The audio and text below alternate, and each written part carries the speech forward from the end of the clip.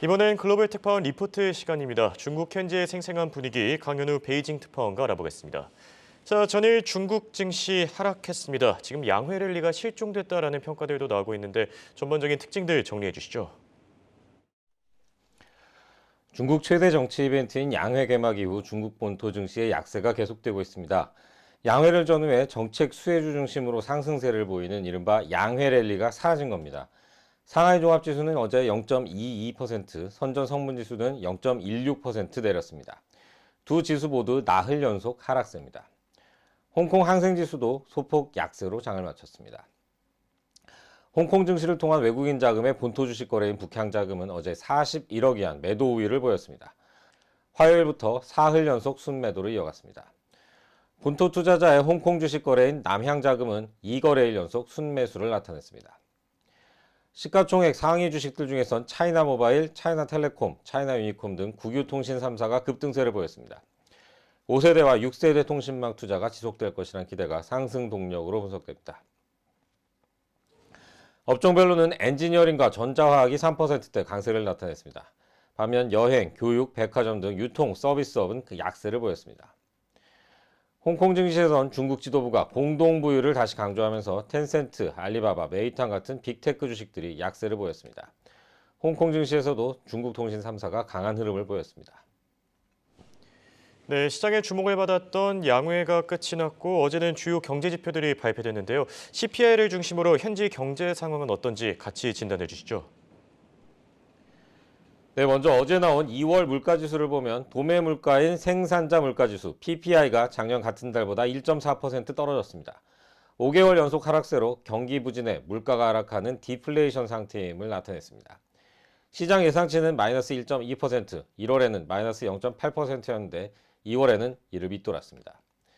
장바구니 물가인 소비자 물가지수 CPI 상승률도 1%에 그쳤습니다. 작년 2월 0.9% 이후 최저치입니다. CPI 상승률도 시장 예상치를 크게 하회했습니다. 중국 정부는 지난 5일 개막한 전국 인민대표대회 전인대 업무보고에서 올해 경제성장률 목표로 5% 안팎을 제시했습니다. 중국은 1990년부터 매년 목표를 제시해왔습니다. 1991년 4.5%가 가장 낮았고요. 1990년 5%가 그 다음이었습니다. 올해 목표는 1990년과 함께 역대 두 번째로 낮습니다. 중국은 작년에 5.5%를 제시했는데 3%밖에 못했습니다. 2020년 코로나19 첫 해에 2.2%에 그쳤다가 2021년에는 8.4%로 뛰었습니다. 그런 걸 보면 작년에 3%였으니까 올해는 6%도 충분하다는 주장들이 있었습니다.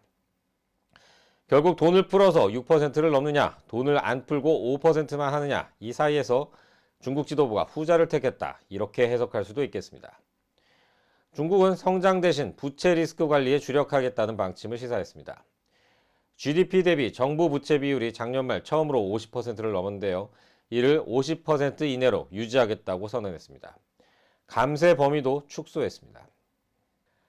인프라 투자형 지방정부 특수목적 채권 발행 한도는 3조 8천억 위안으로 설정했습니다.